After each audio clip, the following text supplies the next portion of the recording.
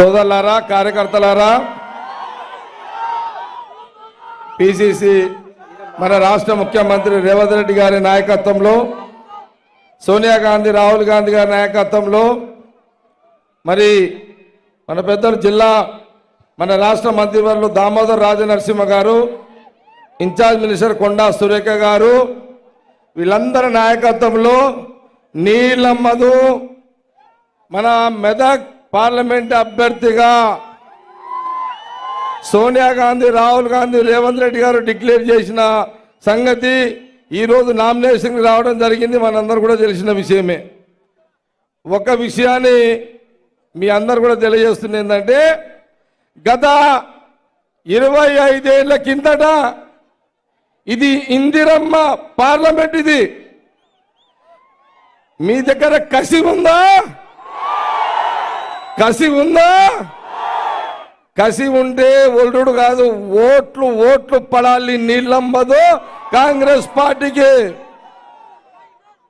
మనమందరం కూడా 25 ఏళ్ల తర్వాత ఈ పార్లమెంటులో మెదక్ నీళ్ళమ్మదు కాంగ్రెస్ పార్టీ అభ్యర్థిని మనమందరము, కాంగ్రెస్ పార్టీ నాయకులము, కార్యకర్తలము, మనమందరం కూడా ఈ మెదక్ పార్లమెంట్ ఛాలెంజ్ గా తీసుకొని ఎట్టి పరిస్థితుల్లో అటు సిద్దిపేట నుంచి సంగారెడ్డి వరకు ఓట్లు దంచుడే దంచుడు.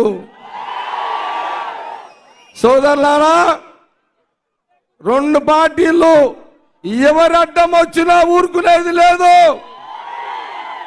జిమ్మికులు చేసినా ఊరుకునేది లేదు. హుషారుతోటి ఆట ఆడుదాం. అర్థమైందా?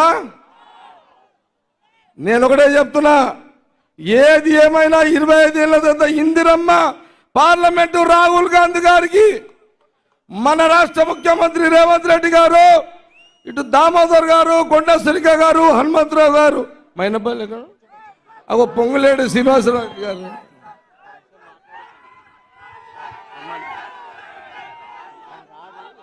మైనంపల్లి హనుమంతరావు గారు. ఒక విషయం గమనించుకోండి, సంగారెడ్డి నేను చూసుకుంటా, మైనంపల్లి హనుమంతరావు గారు మెదక్ చూసుకుంటారు, ఆయన సిద్దిపేట, సరే ఆయన కొడుకు మెదక్ చూస్తాడు, మైనంపల్లి హనుమంతరావు గారు సిద్దిపేట చూస్తాడు.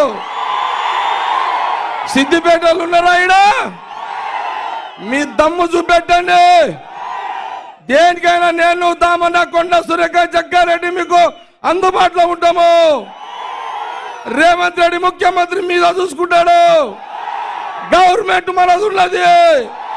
పోలీసు వాళ్ళకు భయపడకుండే.